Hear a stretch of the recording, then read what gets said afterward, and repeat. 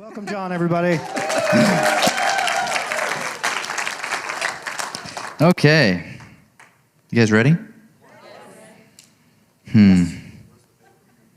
No paper. This is it, guys. This is it right here. What a week. What a week it's been. I've been sitting on this thing. And that cricket is really doing a good job.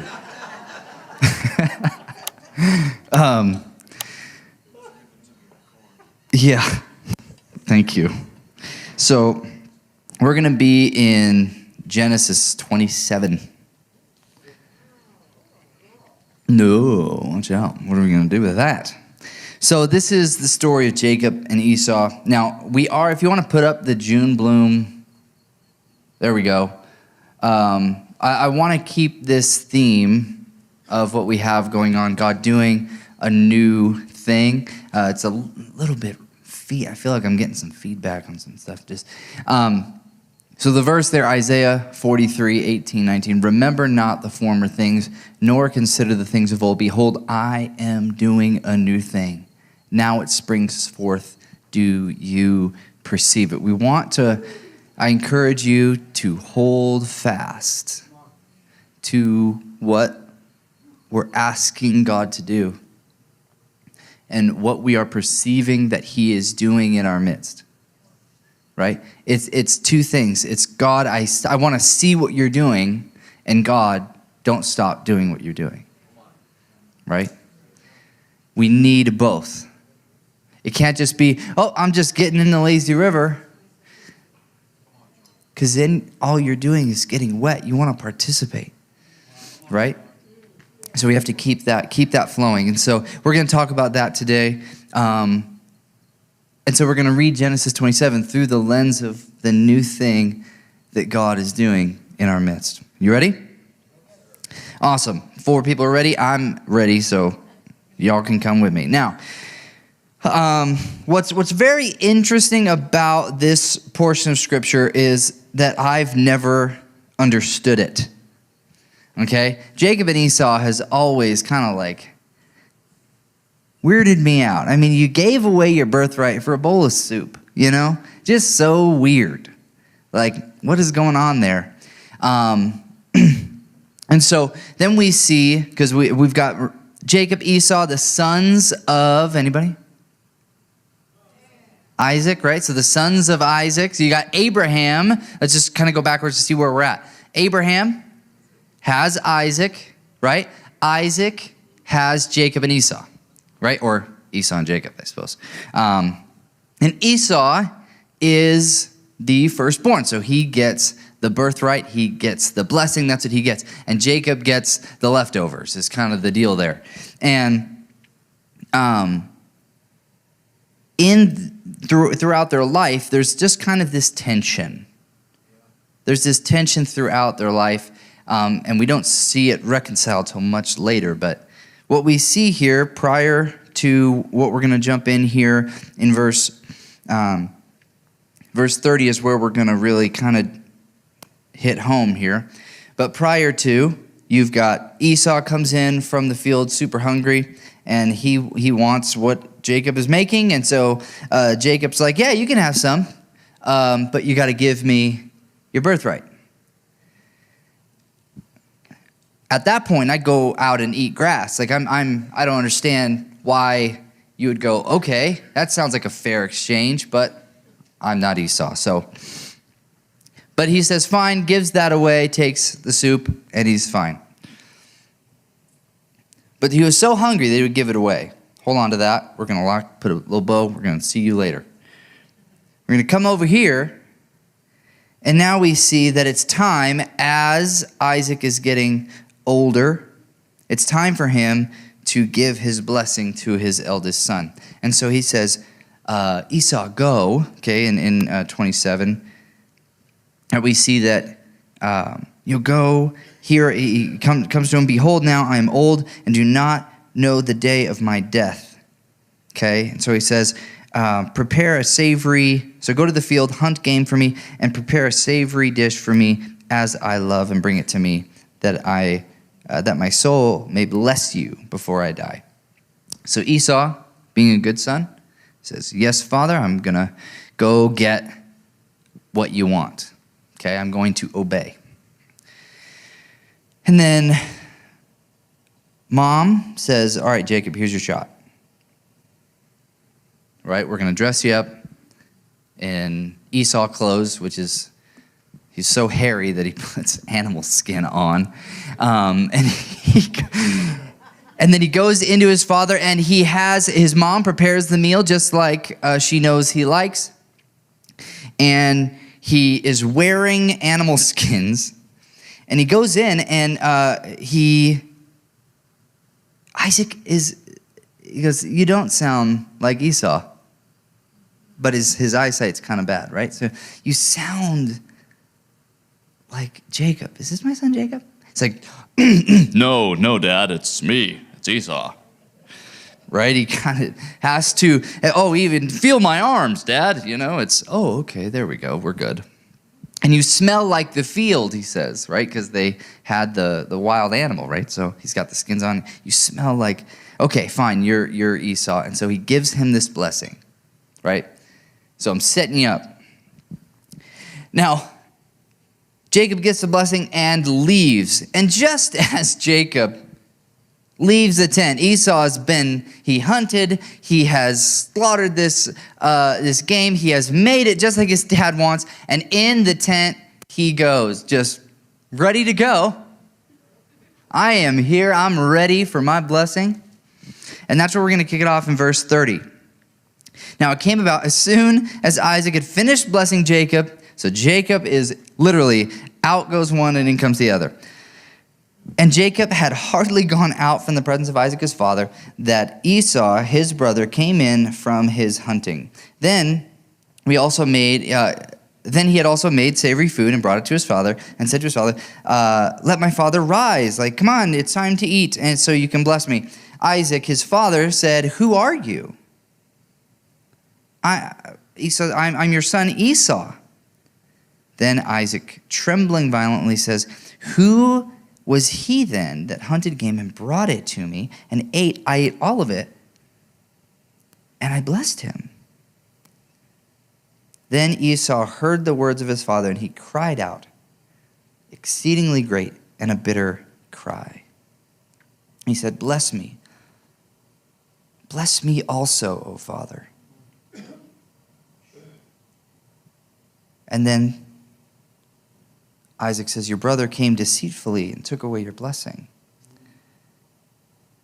Is he not rightfully named Jacob?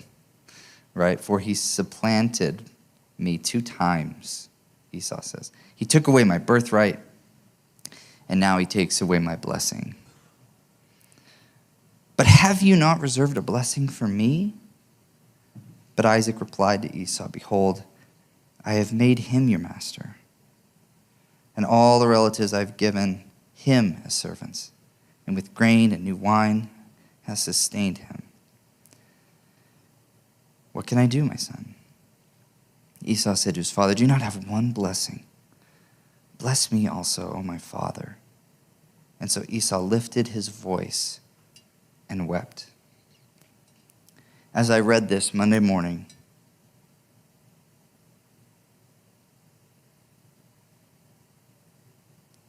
in the backyard of my home as the sun came up,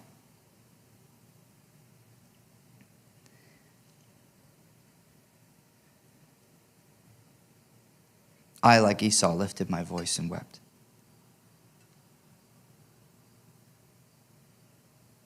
Asking God, I don't want to miss it. I don't want to miss what you're doing. I don't want to miss it. And I'm telling you that if we want to see what God is doing, if we want to experience and perceive it, we have to come hungry.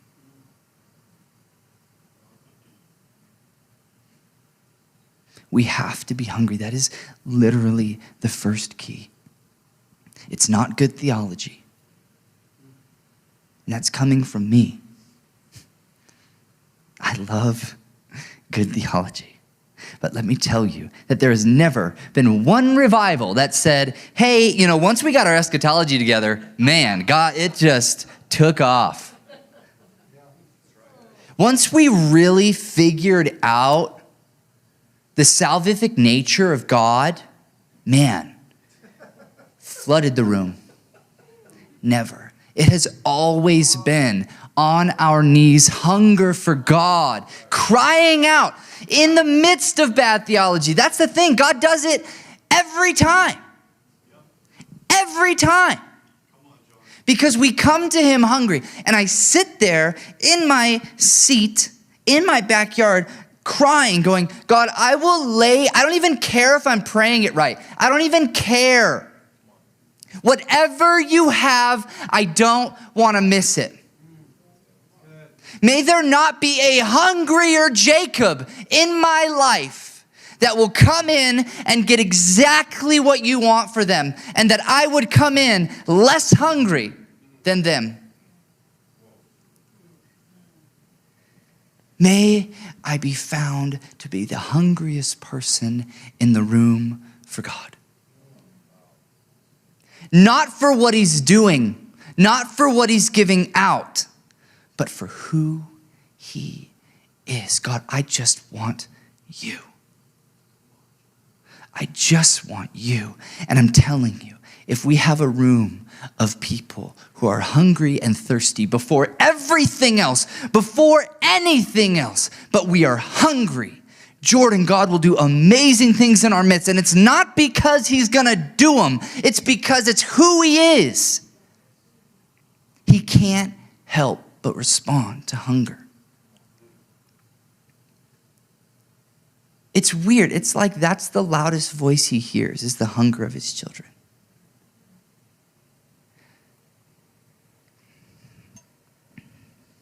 Now, hear me out here. There's hope for Esau. And of course, he's weeping. And Isaac speaks to him in verse 39 and the end of verse 40. That's right. That's exactly it. Preaching my sermon. Be careful. Their Bible app. Okay. Now, hear me here. Verse 40. By your sword you shall live, and your brother you shall serve. Here we go. But it shall come about when you become restless, that you will break his yoke from your neck. There are people in this room that have the yoke of I missed it on your neck. I missed it. Because guess what? Esau had already given it away. Jacob, John, you don't know what I've given away. You don't know what I've given to other people, not God. You have no idea where I come from. You have no idea what my history is like. I've given away my birthright, is what I'm telling you, John. Let me tell you that yoke can be broken today. Deborah, that yoke can be broken today. You haven't missed a thing. You haven't missed your chance. You haven't missed it. And we have to get so hungry that I don't even care if I have. That we'll lay it down. I'll lay it down. Did I miss the chance? Did I miss your presence? I don't even care. I'm going to go. It's almost like we have to wrestle with God.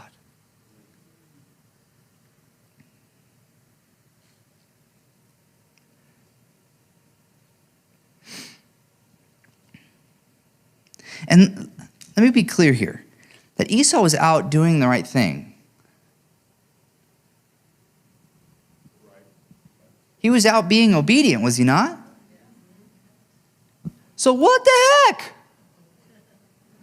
I was doing exactly what I was supposed to do. And this isn't, I'm not correcting anyone. I'm not your dad. But sometimes we're so busy being obedient that we're no longer hungry.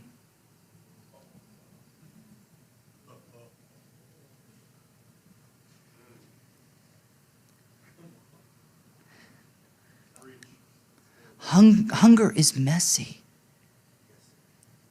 It's desperate. I'll do anything. But the obedience mindset is, I'll do whatever. I'll do this because I'm obedient and I'm doing my thing. I'm telling you, we need hunger. I'm not saying that we need to be stupid. I'm saying we need to be hungry.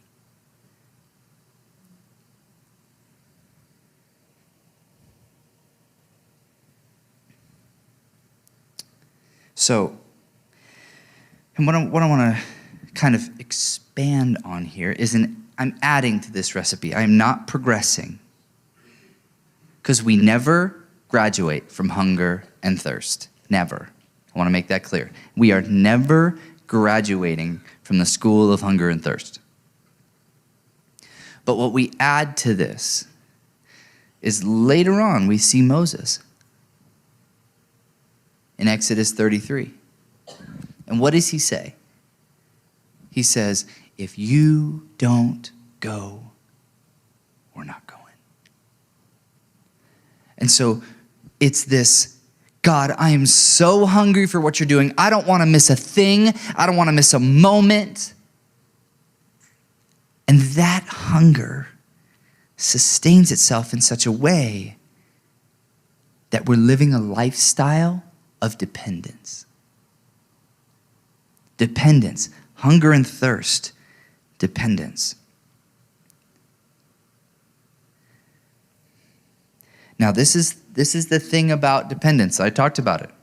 The beginning of wisdom. What is that? What do we need for wisdom? The fear of the Lord, a fear of God, right? The fear of the Lord is the beginning of. Okay, what's the opposite of wisdom? Foolishness, stupidity, right? So, if the opposite of wisdom is stupidity, could it be that the opposite of the fear of God is the fear of man? So could it be that the fear of man is the beginning of stupidity? That's the issue we have. Is we get so obedient to the ways of man that we think are God, that we do dumb things. And then and can I just be honest and real with you? Is that okay? All right. I love right theology. I am a theology guy. Oh my goodness. I'm the most boring guy to drive with. Because I will put on debates, podcasts, and 3-hour sermons on the Trinity. It's just like, oh, this is great. This is wonderful. Oh man, this is just great. But let me tell you, I've never, and don't hear what I'm not saying. I have never gained an ounce more freedom from knowing better theology. I've gained so much more ground with my hunger and thirst. It's really quiet in here, guys. It's crickets, literally. So, and there will be people that say, oh yes, you can gain freedom from theology. You absolutely can, as long as that theology makes you hungrier and thirstier. And the dependence is not on, do I have my ducks in a row? It's, Where am I kneeling? Whose feet am I bowing at? And so we see that hunger and thirst precede the move of God. Dependence sustains the move of God. We will not move if you don't move. And then we see Joshua. This is like one of my favorite verses ever.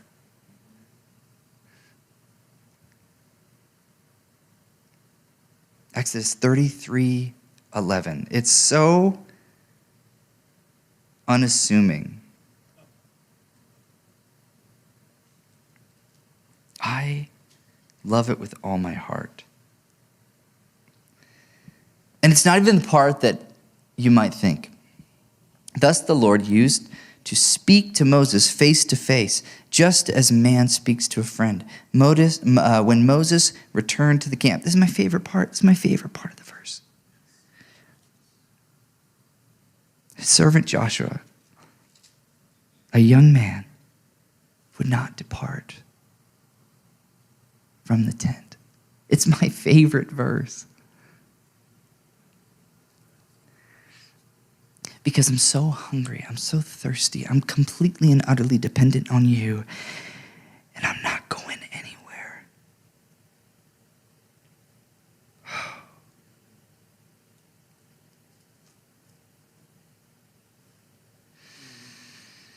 I'm not going anywhere.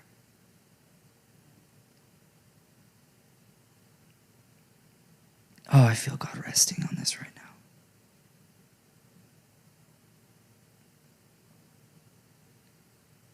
Would you just lift your hands and just...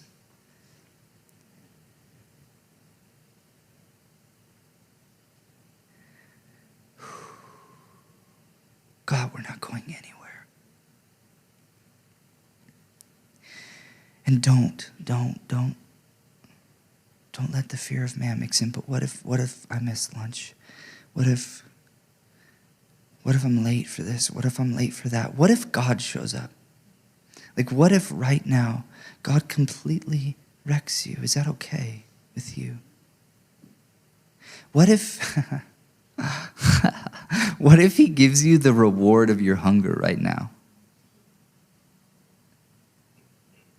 What if he gives you the reward of your hunger right now? Because that's it. That's what we're doing. Is we're coming to you, God, hungry. We're coming to you, God, thirsty. We're coming to you completely dependent. We're laying it all down. Oh, we're laying it all down right here. You don't have to stand up. You don't have to come to the front. All you've got to do is not go anywhere. Stay in the tent right now. Stay in the tent.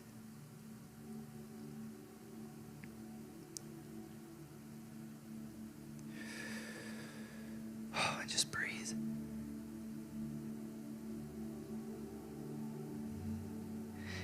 Chris, he's not the kind that puts flames out. He's not the kind of God that puts out flames.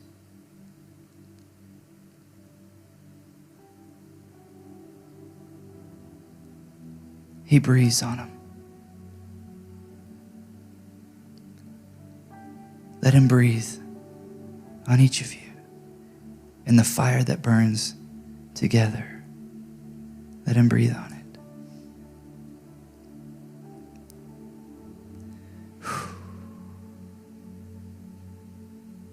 Hunger.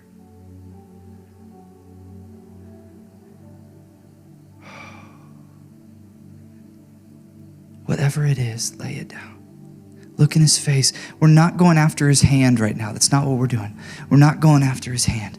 We're going after his heart. We're going after his face.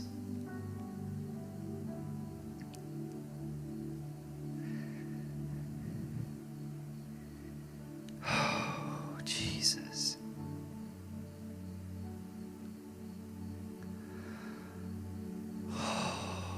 Jesus. He's so kind.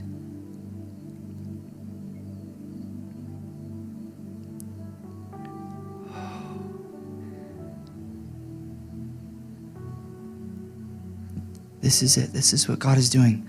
This is it. We're done with everything else. I have nothing else to teach you. I have nothing else to show you. This is not about me. This is about you and him. I tell you what, God is doing a new thing. And he's doing it in this moment, right now. He's doing it in you. You never have to be the same. You don't have to create a shield around yourself. You don't have to create a shield around yourself where you're going, I know what I should do, but I know also what I want to do. God, help me. It's just stay hungry, young man. Stay hungry and thirsty in such a way that nobody can take away the hunger. And we know,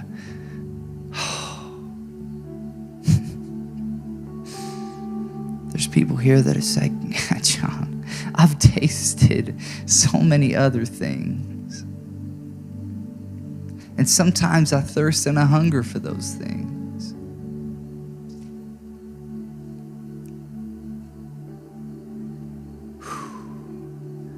Let him satisfy. Brad, let him satisfy you right now. Complete and utter dependency. That's it. It's dependence.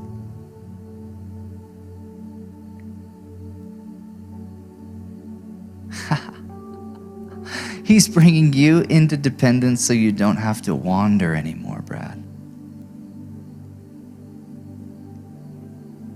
The people didn't get it. Joshua did, but the people didn't. They weren't dependent in their hearts. Brad, you're such an obedient son. It's time to be a hungry son.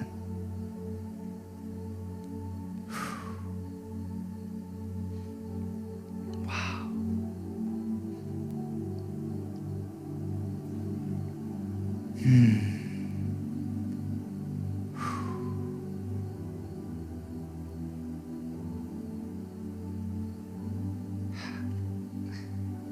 So good.